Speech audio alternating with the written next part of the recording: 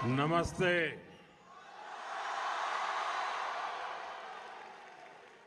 अहलन व सहलन।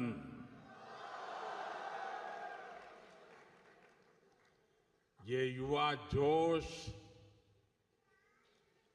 आपकी एनर्जी, यहां का पूरा एटमॉस्फेयर चार्ज हो गया है।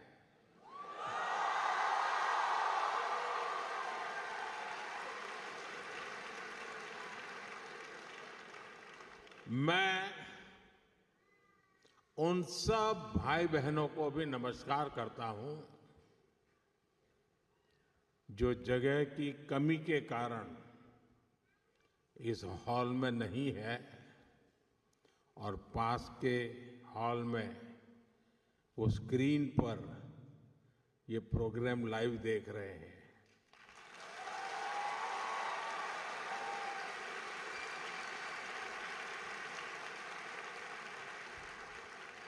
अब आप कल्पना कर सकते हैं, यहां तक आए और अंदर नहीं आ पाए तो उनके दिल में क्या होता होगा।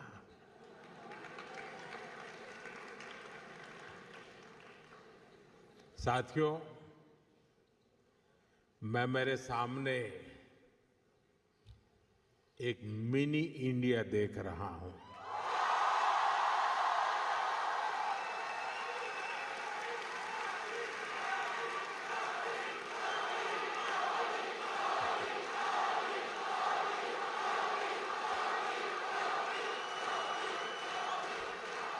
मुझे लगता है यहां बहुत सारे मलयाली भी हैं।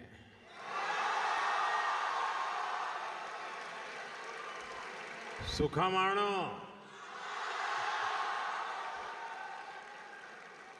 और सिर्फ मलयालम नहीं, यहां तमिल,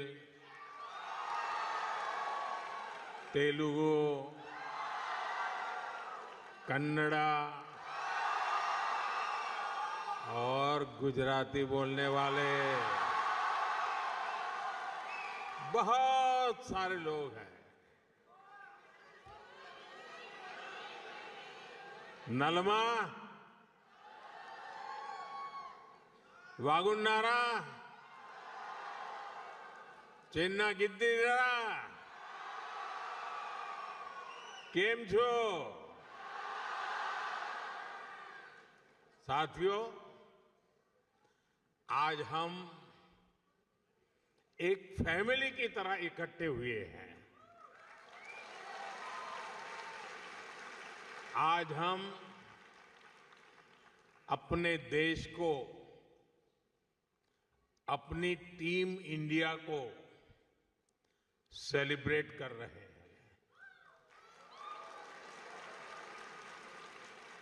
साथियों, भारत में हमारी डायवर्सिटी हमारी संस्कृति का मजबूत आधार है।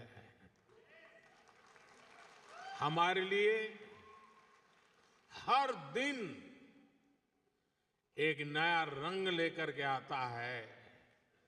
हर मौसम एक नया उत्सव बन जाता है। हर परंपरा एक नई सोच के साथ आती है। और यही कारण है कि हम भारतीय कहीं भी जाएं,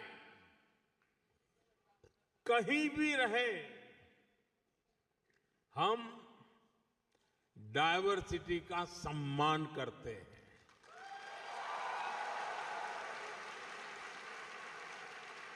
हम वहां के कल्चर, वहां के नियम कायदों के साथ घुल मिल जाते हैं।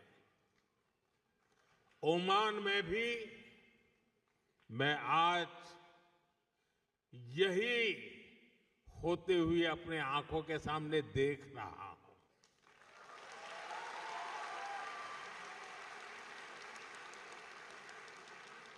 ये भारत का डायस्पोरा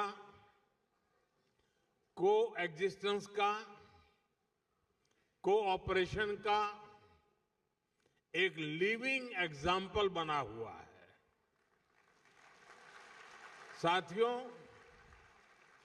भारत की इसी समृद्ध सांस्कृतिक विरासत का एक और अद्भुत सम्मान हाल ही में मिला है। आपको शायद पता होगा,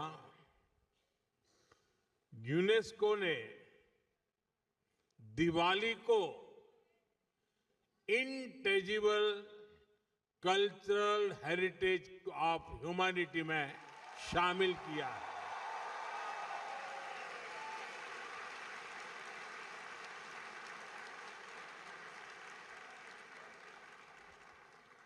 अब दिवाली का दिया हमारे घर को ही नहीं, पूरी दुनिया को रोशन करेगा।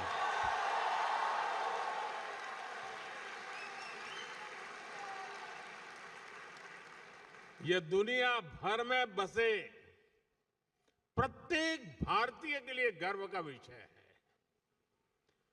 दिवाली की यह वैश्विक पहचान हमारी उस रोशनी की मान्यता है जो आशा, सद्भाव और मानवता के संदेश को, उस प्रकाश को फैलाती है। साथियों, आज हम सब यहां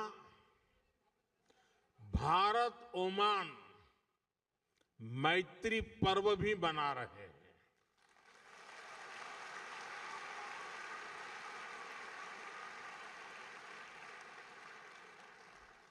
मैत्री यानी एम से मैरीटाइम हेरिटेज, ए से एस्पिरेशंस, आई से इनोवेशन, टी से ट्रस्ट एंड टेक्नोलॉजी, आर से रिस्पेक्ट, आई से इंक्लूसिव ग्रोथ, यानी ये मैत्री पर्व हम दोनों देशों की दोस्ती, हमारी शेयर्ड हिस्ट्री और प्रॉस्परस फ्यूचर का उत्सव है।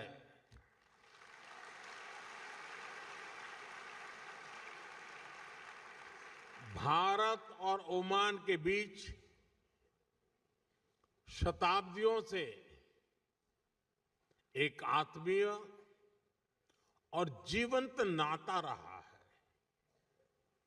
इंडियन ओशन की मॉनसून विंड्स ने दोनों देशों के बीच ट्रेड को दिशा दी है। हमारे पूर्वज लोथल, मांडवी और ताम्रालिप्ति जैसे पोर्ट से लकड़ी की नाव लेकर मस्कट, सूर और सलाला तक आते थे।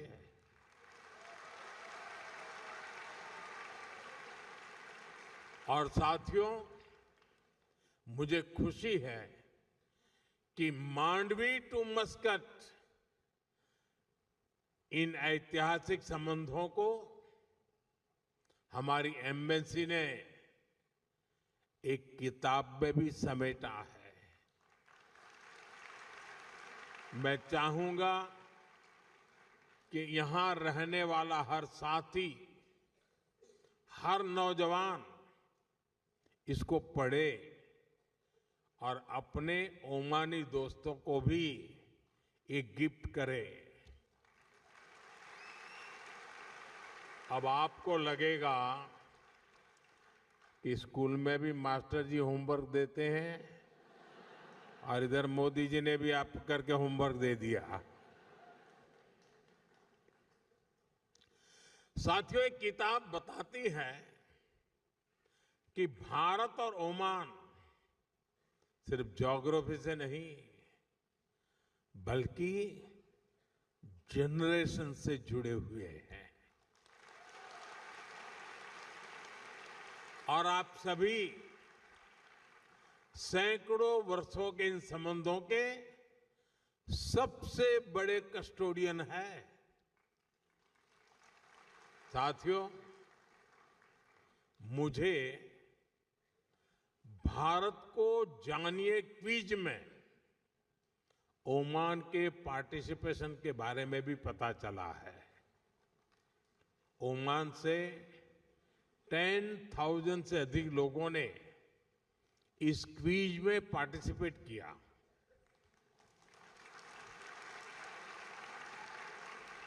ओमान ग्लोबली 4th पोजीशन पर रहा है।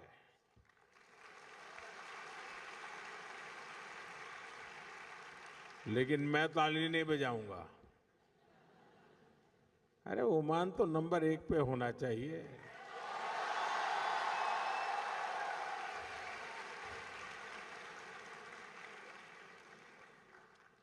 मैं चाहूंगा कि ओमान की भागीदारी और अधिक बढ़े, ज्यादा से ज्यादा संख्या में लोग जुड़े। भारतीय बच्चे तो इसमें भाग जरूर लें। आप ओमान के अपने दोस्तों को भी इस क्विज का हिस्सा बनने के लिए मोटिवेट करें। करेंगे? दम नहीं है आपकी आवाज में। जरा हाथ ऊपर करके बताइए, करेंगे? हर एक के हाथ ऊपर नहीं हुए। साथियों, भारत और ओमान के बीच जो रिश्ता ट्रेड से शुरू हुआ था, आज उसको एजुकेशन सशक्त कर रही है। मुझे बताया गया है कि यहां के भारतीय स्कूलों में करीब 46,000 स्टूडेंट्स पढ़ाई कर रहे हैं। इसमें ओमान में रहने वाले अन्य समुदायों को भी हजारों बच्चे शामिल हैं। ओमान में भारतीय शिक्षा के 50 वर्ष पूरे हो रहे हैं। ये हम दोनों देशों के संबंधों का एक बहुत बड़ा पड़ाव है।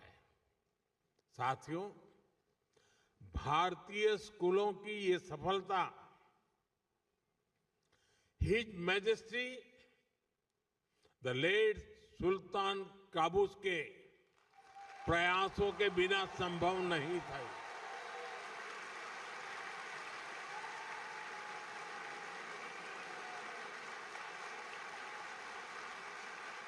उन्होंने इंडियन स्कूल मस्कत सहित अनेक भारतीय स्कूलों के लिए जमीन दी और जरूरी मदद की। इस परंपरा को हिज मैजेस्टी सुल्तान हैथम ने आगे बढ़ाया।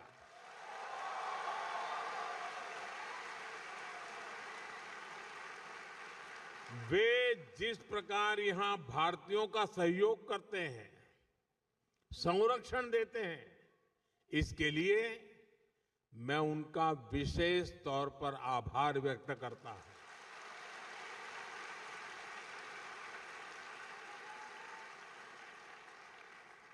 साथियों, आप सभी परीक्षा पे चर्चा कार्यक्रम से भी परिचित हैं। यहां ओमान से काफी सारे बच्चे भी इस प्रोग्राम से जुड़ते हैं। मुझे यकीन है कि यह चर्चा आपके काम आती होगी। पेरेंट्स हो या स्टूडेंट्स, सभी को स्ट्रेस फ्री तरीके से एग्जाम देने में हमारी बातचीत बहुत मदद करती है। साथियों, ओमान में रहने वाले भारतीय अक्सर भारत आते जाते रहते हैं। आप भारत की हर घटना से अपडेट रहते हैं, सिर्फ फिल्में नहीं, मूवी नहीं। आप सभी देख रहे हैं कि आज हमारा भारत कैसे प्रगति की नई गति से आगे बढ़ रहा है।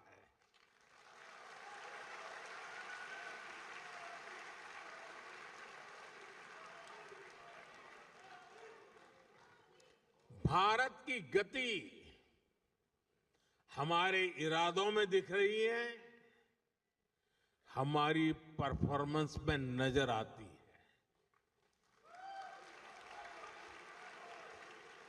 कुछ दिन पहले ही इकोनॉमिक ग्रोथ के आंकड़े आए हैं और आपको पता होगा भारत की ग्रोथ 8% से भी अधिक रही है।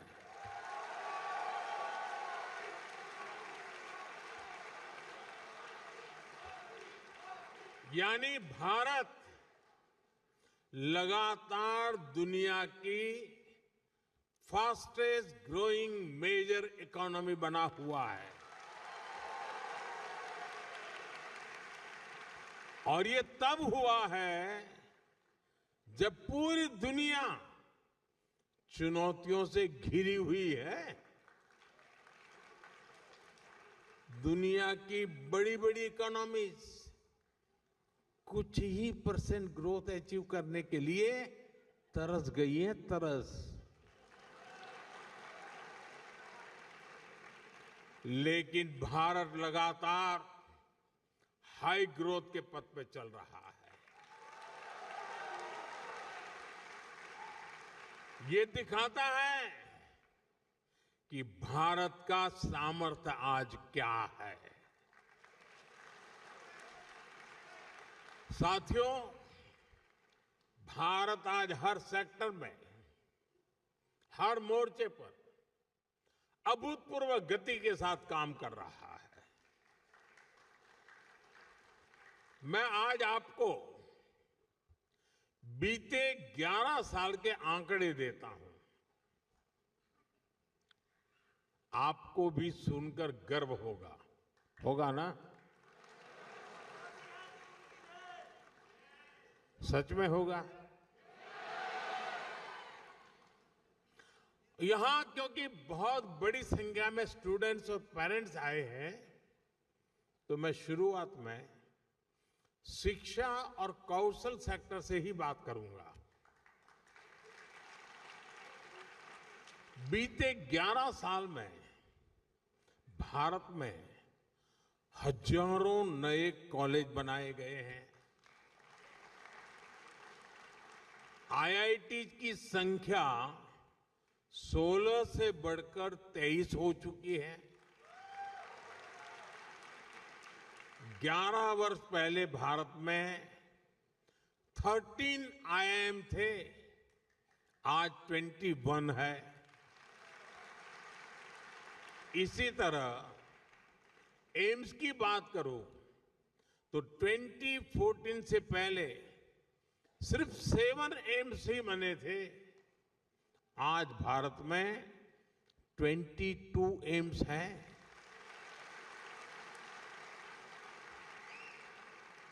मेडिकल कॉलेज 400 से भी कम थे, आज भारत में करीब 800 मेडिकल कॉलेज है। साथियों, आज हम विकसित भारत के लिए अपने एजुकेशन और स्किल इकोसिस्टम को तैयार कर रहे हैं। न्यू एजुकेशन पॉलिसी इसमें बहुत बड़ी भूमिका निभा रही है। इस पॉलिसी के मॉडल के रूप में 14,000 से अधिक 14,000 से ज्यादा पीएम श्री स्कूल भी खोले जा रहे हैं। साथियों, जब स्कूल बढ़ते हैं कॉलेज बढ़ते हैं, यूनिवर्सिटीज बढ़ती हैं, तो सिर्फ इमारतें नहीं बनती, देश का भविष्य मजबूत होता है।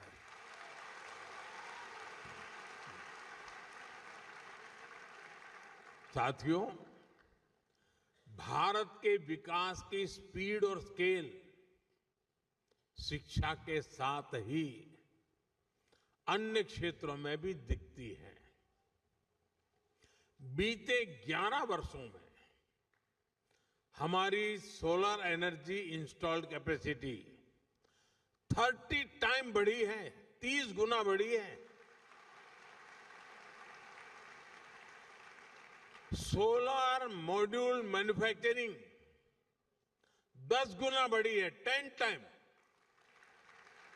यानी भारत आज ग्रीन ग्रोथ की तरफ तेजी से कदम आगे बढ़ा रहा है। आज भारत दुनिया का सबसे बड़ा फिनटेक इकोसिस्टम है। दुनिया का दूसरा सबसे बड़ा स्टील प्रोड्यूसर है। दूसरा सबसे बड़ा मोबाइल मैन्युफैक्चरर है। अब आपके जेब में मोबाइल होगा तो लिखा होगा मेड इन इंडिया।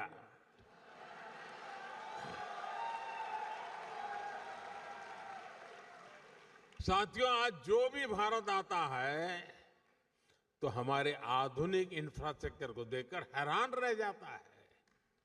ये इसलिए संभव हो पा रहा है क्योंकि बीते 11 वर्षों में हमने इंफ्रास्ट्रक्चर पर 5 गुना अधिक निवेश किया है, 5 टाइम मोर। एयरपोर्ट की संख्या डबल हो गई है। आज हर रोज पहले की तुलना में डबल स्पीड से हाईवे बन रहे हैं। तेज गति से रेल लाइन बिछ रही है। रेलवे का इलेक्ट्रिफिकेशन हो रहा है।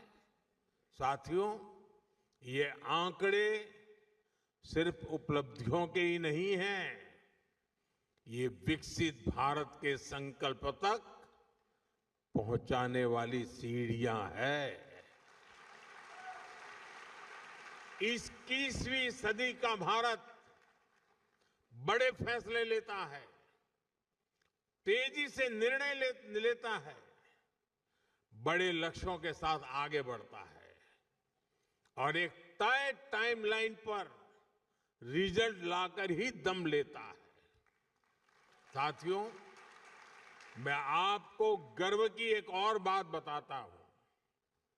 आज भारत दुनिया का सबसे बड़ा डिजिटल पब्लिक इंफ्रास्ट्रक्चर बना रहा है। भारत का यूपीआई यानी यूनिफाइड पेमेंट्स इंटरफेस दुनिया का सबसे बड़ा real time digital payment system है।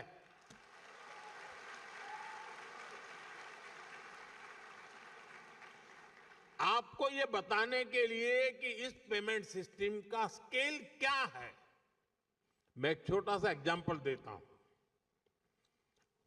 मुझे यहां आकर के करीब 30 मिनट हुए हैं, 30 मिनट्स हुए हैं।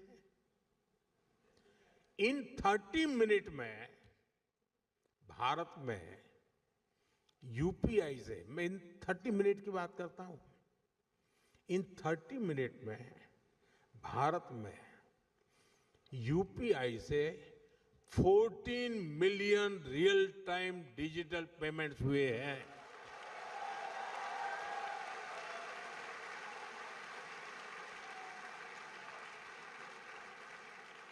इन ट्रांजैक्शन की टोटल वैल्यू 20 बिलियन रुपीस है, उससे भी ज्यादा है। भारत में बड़े से बड़े शोरूम से लेकर एक छोटे से वेंडर तक सब इस पेमेंट सिस्टम से जुड़े हुए हैं। साथियों, यहां इतने सारे स्टूडेंट्स हैं, मैं आपको एक और दिलचस्प उदाहरण दूंगा। भारत के डिजी लॉकर की आधुनिक व्यवस्था बनाई है। भारत में बोर्ड के एग्जाम होते हैं तो मार्कशीट सीधी बच्चों के डिजी लॉकर अकाउंट में आ जाती है। जन्म से लेकर बूढ़ापे तक जो भी डॉक्यूमेंट सरकार जनरेट करती है वो डिजी लॉकर में रखा जा सकता है। ऐसे बहुत सारे डिजिटल सिस्टम आज भारत में ईज ऑफ लिविंग सुनिश्चित कर रहे हैं। साथियों, भारत के चंद्रयान का कमाल भी आप सभी ने देखा है।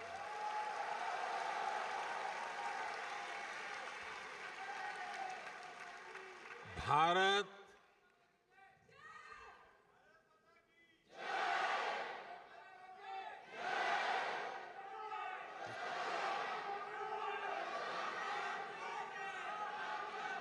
साथियों, भारत दुनिया का पहला ऐसा देश है जो मून के साउथ पोल तक पहुंचा है।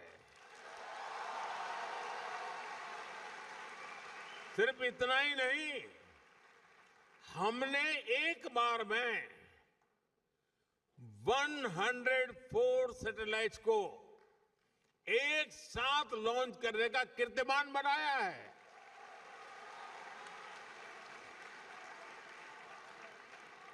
अब भारत अपने गगनयान से पहला ह्यूमन स्पेस मिशन भी भेजने जा रहा है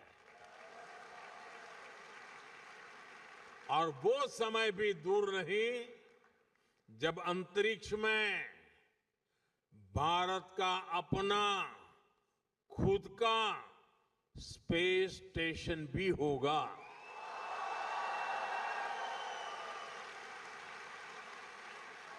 साथियों, भारत का स्पेस प्रोग्राम सिर्फ अपने तक सीमित नहीं है, हम ओमान की स्पेस एस्पिरेशंस को भी सपोर्ट कर रहे हैं।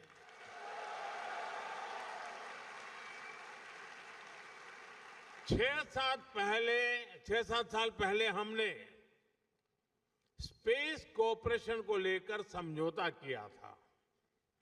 मुझे बताते हुए ये खुशी है कि इसरो ने इंडिया ओमान स्पेस पोर्टल विकसित किया है।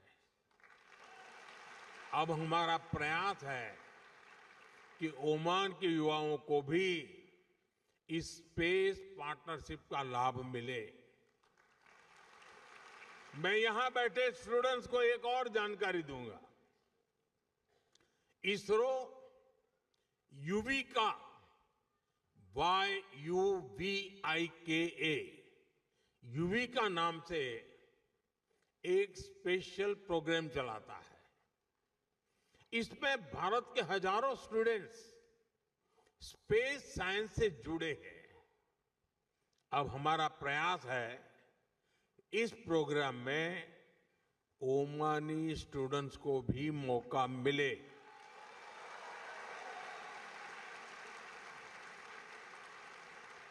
ये युविका याद रखोगे? युविका याद रखोगे? तो फिर जुड़ जाओ। मैं चाहूंगा कि ओमान के कुछ स्टूडेंट्स बेंगलुरु में इसरो के सेंटर में आए, वहां कुछ समय गुजारें। ये ओमान के युवाओं की स्पेस एस्पिरेशंस को नई बुलंदी देने की बेहतरीन शुरुआत हो सकती है। साथियों, आज भारत अपनी समस्याओं के सॉल्यूशंस तो खोज ही रहा है। ये सॉल्यूशंस दुनिया के करोड़ों लोगों का जीवन कैसे बेहतर बना सकते हैं, इस पर भी काम कर रहा है। सॉफ्टवेयर डेवलपमेंट से लेकर पेरोल मैनेजमेंट तक, डेटा एनालिसिस से लेकर कस्टमर सपोर्टर तक, अनेक ग्लोबल ब्रांड्स भारत के टैलेंट की ताकत से आगे बढ़ रहे हैं। दशकों से भारत आईटी और आईटी एनेबल सर्विसेज का ग्लोबल पावर हाउस रहा है। अब हम मैन्युफैक्चरिंग को आईटी की ताकत के साथ जोड़ रहे हैं और इसके पीछे की सोच वसुधैव कुटुंबकम से ही प्रेरित है। यानी make in India, make for the world. साथियों, वैक्सीन हो या जेनरिक मेडिसिन्स, दुनिया में फार्मेसी ऑफ द वर्ल्ड कहती है, यानी भारत के अफोर्डेबल और क्वालिटी हेल्थ केयर सॉल्यूशंस दुनिया के करोड़ों लोगों का जीवन बचा रहे हैं।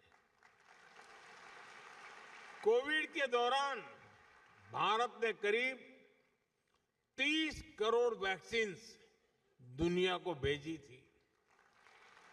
मुझे संतोष है कि करीब 100,000 made in India Covid vaccines Oman के लोगों के काम आ सकी। और साथियों, याद कीजिए, ये काम भारत ने तब किया जब और कोई सिर्फ और सिर्फ अपने देश के बारे में ही सोच रहा था। तब हम दुनिया की चिंता करते थे। भारत ने अपने 140 करोड़ नागरिकों को भी रिकॉर्ड टाइम में वैक्सीन लगाई और दुनिया की जरूरतें भी पूरी की। ये भारत का मॉडल है, ऐसा मॉडल जो 21st सेंचुरी की दुनिया को नई उम्मीद देता है। इसलिए आज जब Bharat made in India chief बना रहा है, एआई, क्वांटम कंप्यूटिंग और ग्रीन हाइड्रोजन को लेकर मिशन मोड पर काम कर रहा है, तब दुनिया के अन्य देशों में भी उम्मीद जगती है कि भारत की सफलता से उन्हें भी सहयोग मिलेगा। साथियों, आप यहां ओमान में पढ़ाई कर रहे हैं, यहां काम कर रहे हैं। आने वाले समय में आप ओमान के विकास में, भारत के विकास में बहुत बड़ी भूमिका निभाएंगे। आप दुनिया को लीडरशिप देने वाली पीढ़ी है। ओमान में रहने वाले भारतीयों को असुविधा न हो, इसके लिए यहां की सरकार हर संभव सहयोग दे रहती है। भारत सरकार भी आपकी सुविधा का पूरा ध्यान रख रही है। पूरे ओमान में 11 काउंसलर सर्विस सेंटर्स खोले हैं। साथियों, बीते दशक में जितने भी वैश्विक संकट आए हैं, उनमें हमारी सरकार ने तेजी से भारतीयों की मदद की है। दुनिया में जहां भी भारतीय रहते हैं, हमारी सरकार कदम कदम पर उनके साथ है। इसके लिए Indian community welfare fund, mother portal और प्रवासी भारतीय बीमा योजना जैसे प्रयास किए गए हैं। साथियों, भारत के लिए ये पूरा क्षेत्र बहुत ही स्पेशल है और ओमान हमारे लिए और भी विशेष है। मुझे खुशी है कि भारत ओमान का रिश्ता अब skill development, digital learning, student exchange और एंटरप्रेन्योरशिप तक पहुंच रहा है। मुझे विश्वास है आपके बीच से ऐसे यंग इनोवेटर्स निकलेंगे जो आने वाले वर्षों में इंडिया ओमान रिलेशनशिप को नई ऊंचाई पर ले जाएंगे। अभी यहां भारतीय स्कूलों ने अपने 50 साल सेलिब्रेट किए हैं। अब हमें अगले 50 साल के लक्ष्यों के साथ आगे बढ़ना है। इसलिए मैं हर यूथ से कहना चाहूंगा, dream big, learn deeply, innovate boldly.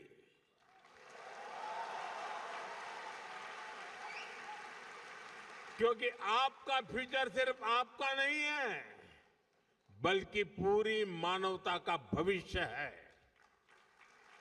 आप सभी को एक बार फिर उज्जवल भविष्य की बहुत बहुत शुभकामनाएं। बहुत बहुत धन्यवाद।